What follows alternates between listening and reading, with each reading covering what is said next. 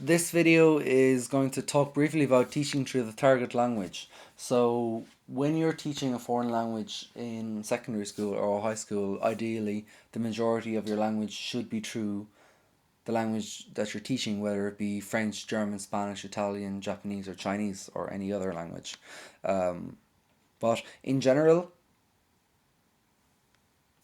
open discussions should be based linguistically on the competency of the student. So, for example, I wouldn't go in speaking fluent or properly cohesive Spanish or German, the two languages that I teach, at junior cert level or first year, second year, because it just disenfranchises the student, it makes them frightful, it overwhelms them. So you use target language relevant to what the student knows and you build on their own language slowly in the classroom. So the potential advantage of using the target language is that students picks up things subconsciously.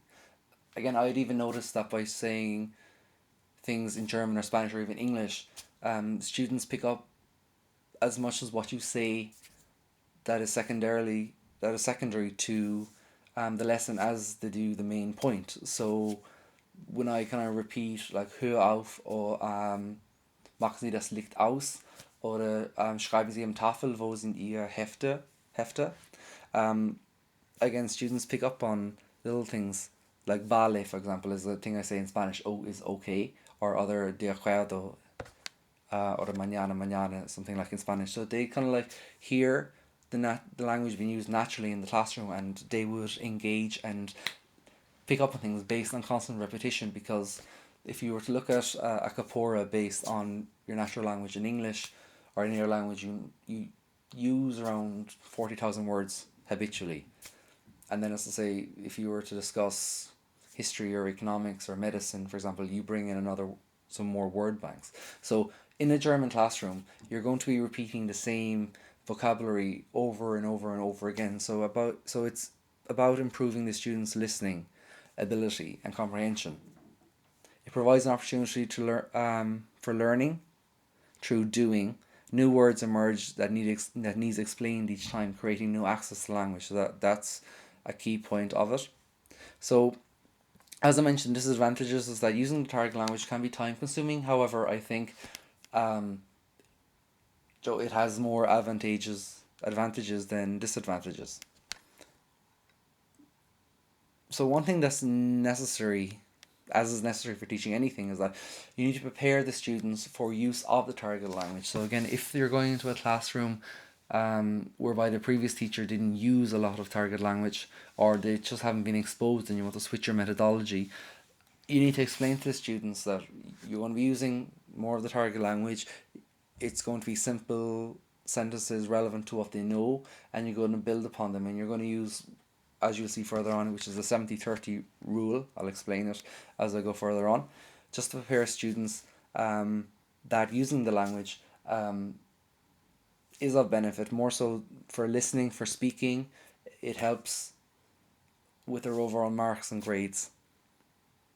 So you need to predict carefully the content and progression of your learning, because again, not every student has the same ability. What language do you want the learners to learn? What language will you need to teach the language?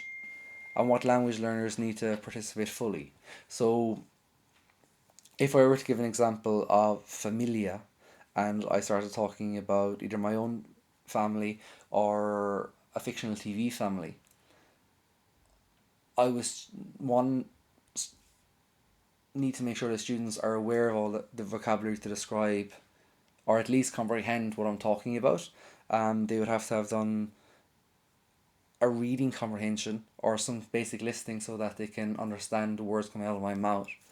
And then you could give them either a flashcard or a concept map diagram whereby they can build upon what I'm saying and use bullet points to slowly explain either their own family or their own fictional family or someone else's family, and do it comfortably using the target language. From a communication perspective, the emphasis is not on 100% accuracy. Again, it's getting the student confident to speak the language so that he or she is able to, again, confidently manipulate sentences, they have a good understanding of grammar, and they're not shy about making mistakes, because mistakes is an inherent part of the learning process, as we know.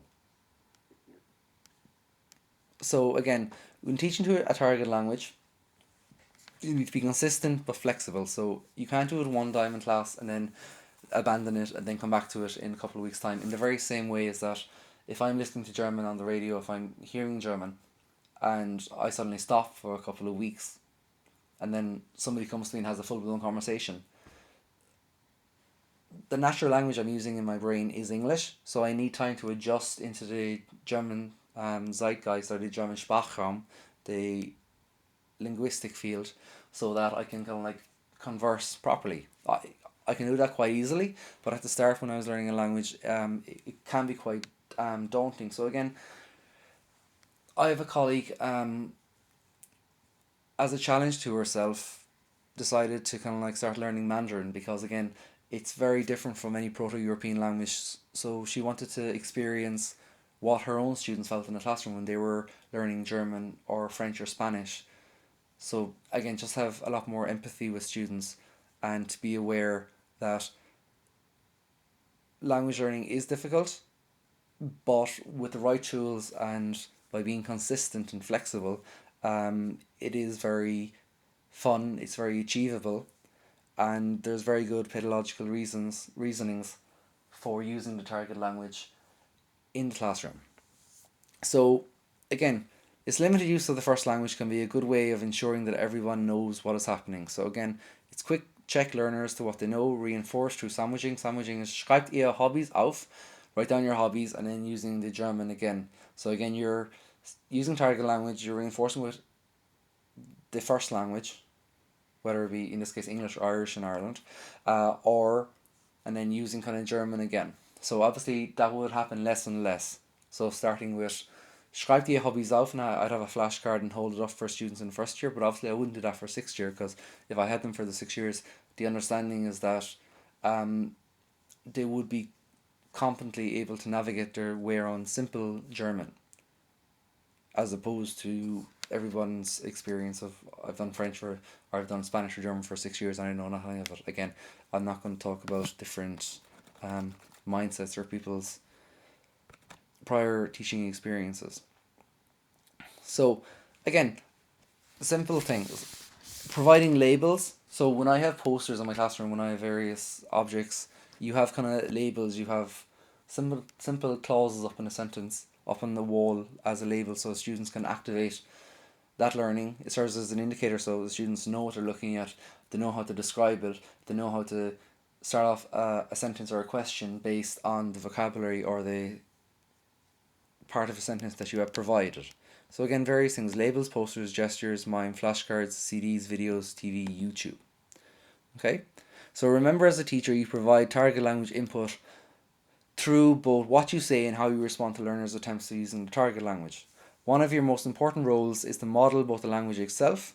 Now, when I say language itself, students also need to be made aware that the German you're speaking or the German you're providing access to via learning will be Hochdeutsch.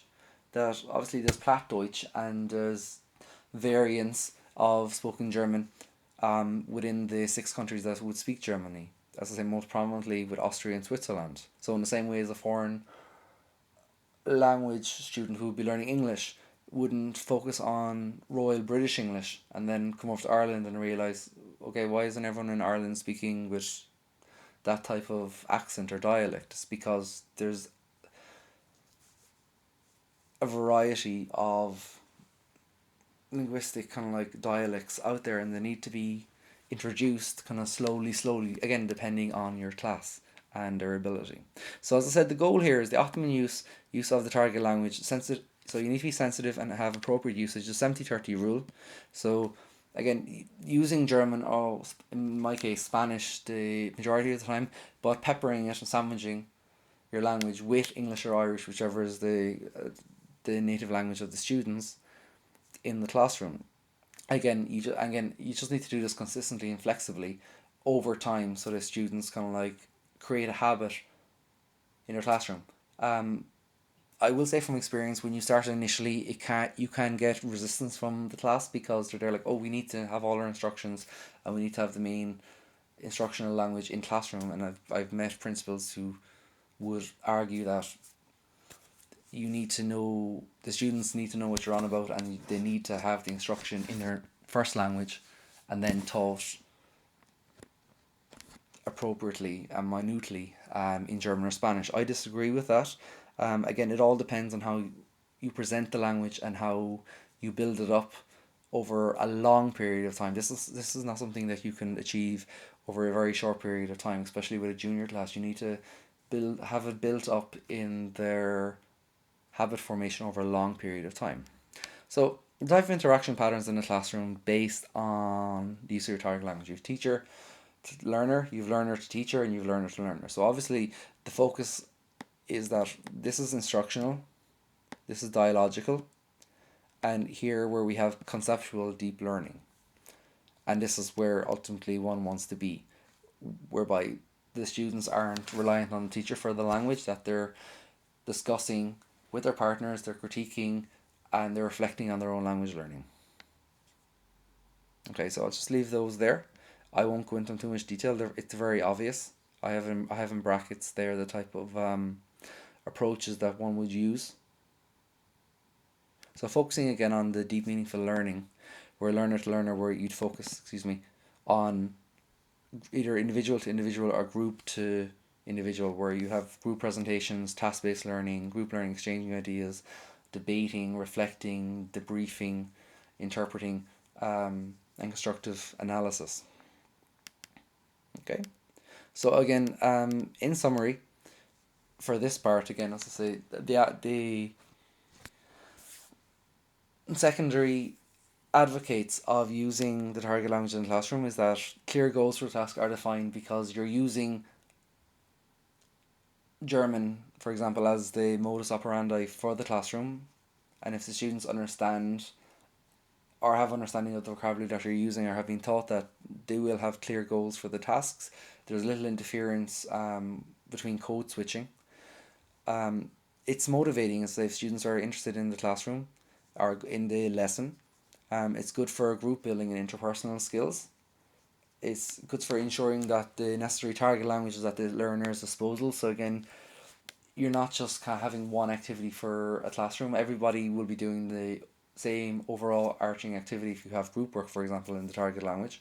But each group will be selecting their glossary of words, for example, depending on their ability, and then you can build on that and they can build on that. And going on to the last point, again, you can analyze how each group is doing, how each student is doing to create a more supportive learning environment, because even when you go into a Leaving Cert classroom, it's very easy to see what vocabulary a student knows, what vocabulary they're missing, what grammar constructs do they not understand, in the same way as that if a small child keeps using the same vocabulary over and over again, if somebody describes something as net the whole time, which is nice, and everything is net, they could either be just using that because that's just the way they are, or they mightn't have the necessary word power, or they mightn't have the repertoire to actually expand on that. So it's very easy as a language teacher to see deficiencies within students' learning by using the target language. Okay, so again, some reasons why a teacher would say I can never get them to open their mouths on a language. So some reasons why learners don't speak the language: they're scared of making a mistake. We're brought up into a society where you have to be the best, greatest, most powerful, excellence of that. But a classroom is a role playing exercise whereby you have to make mistakes. You need to make mistakes to learn because nobody's perfect. They're scared they'll sound funny. They're scared of others in class. Again, when you're teaching teenagers, public perception, opinion, and vanities plays a big role. But again, part of the teacher is, I don't know, maybe like a clown, whereby you make a mistake yourself. You say, hang on a second, nobody's perfect. Even I get things wrong. And say, listen, if I get things wrong and I'm the actual teacher, because understandably I speak German, I speak Spanish very well. But if I were speaking to, I don't know, for example, a doctorate or a lecturer in a German university, for example, it's only natural that the lecturer who's a native German is going to be a lot better at speaking than I am, and even in terms of linguistic competency. So students just need to know that the main focus of a language is communication, and you need to challenge yourself and have confidence in yourself, because again, if you don't have any confidence, the student may have all these dormant talents and skills that are unroused, they're not awakened, and it doesn't do anything well for their ability on another day. So they weren't paying attention, they don't understand what's said. Again, that's easily rectified. Be a teacher learning, they don't know how to answer the question. If they don't know how to answer the question, you model, or you scaffold expected answers or behaviors by the students. So again, elicitation techniques. Again, a language teacher would use this already, using visual stimuli, flashcards, pictures to motivate students.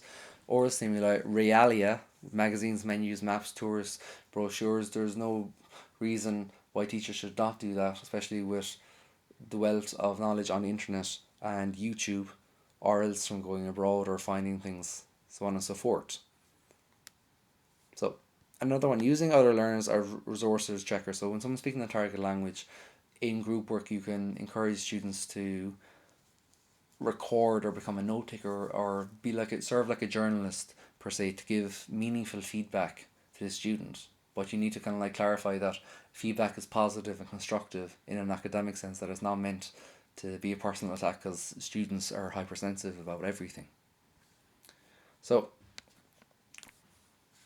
the reason why we speak the target language is because we're learning a language. One should speak the language. It's one of the dominant skills. You're listening to this video in English because you can comprehend English.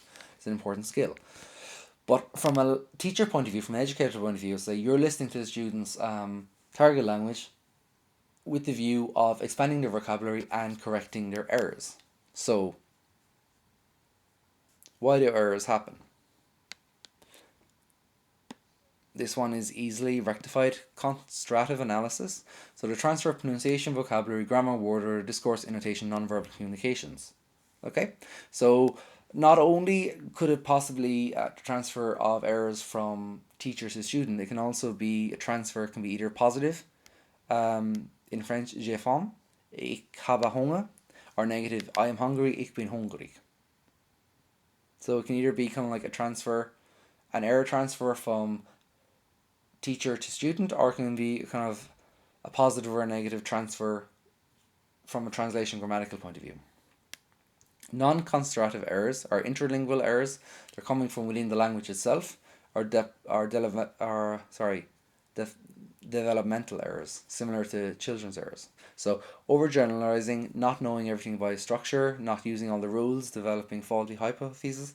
I'd include false friends in there also. If students kind of like in Spanish, you have embarazada, which is embarrassed, not pregnant. So again, one of the just simple tools for teachers to actually kind of have a look at.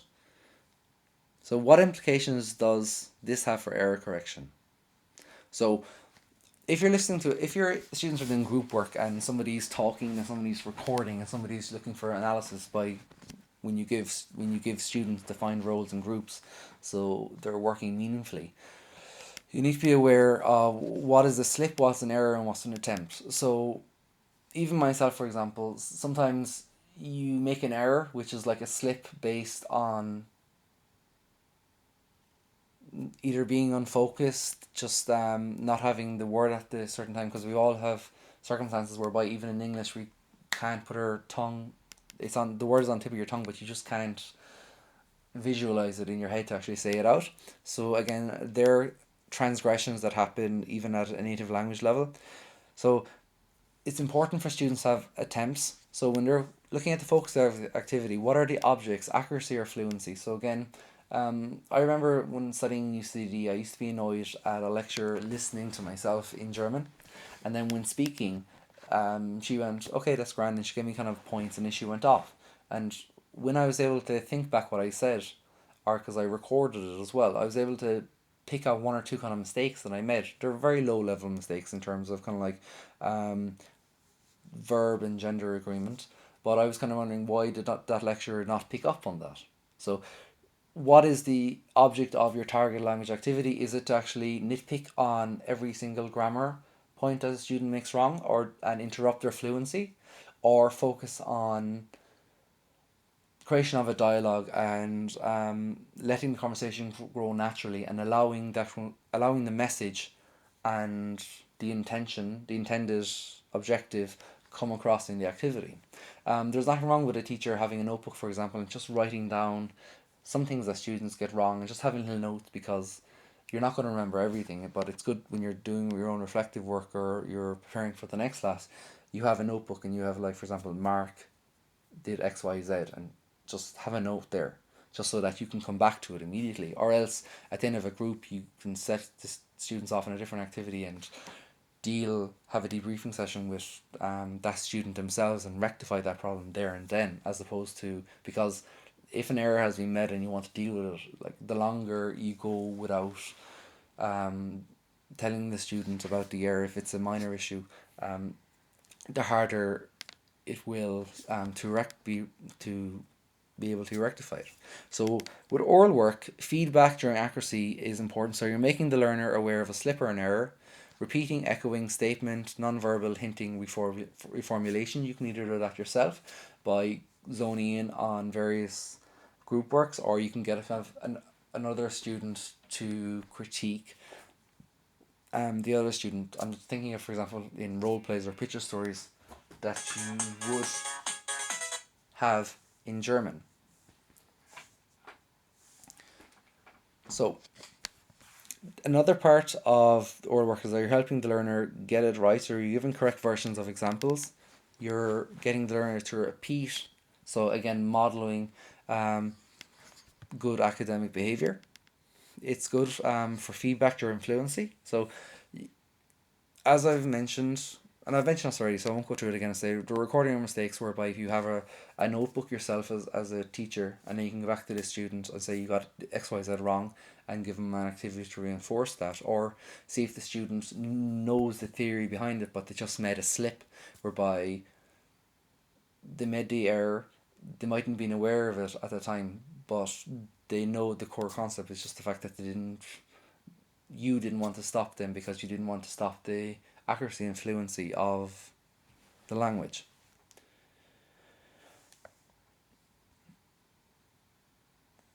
Okay, so in terms of mixability classes, all classes are to some extent mixability classes, and it's mixability is obviously is advocated and preached by the Department of Education. So all learners have mixability. Some teachers prefer to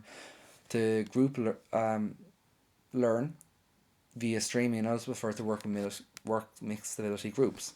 So the advantages and disadvantages of this approach are, and if if you're an educator watching this video again, you can just kind of think, what are the advantages of a stream group, what are the disadvantages of a stream group in terms of using target language. Again, as I say, with the disadvantages of a stream group, you need to kind of like put your assumptions aside and focus on not only what are the academic needs of the students, but what are all the what is also the effective needs of the student, and how are you going to overcome them to build upon language. It can be quite difficult to do, especially when you have a student who's resistant towards learning.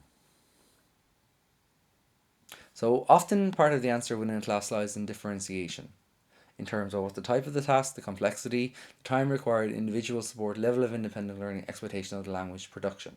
So you'll notice that quite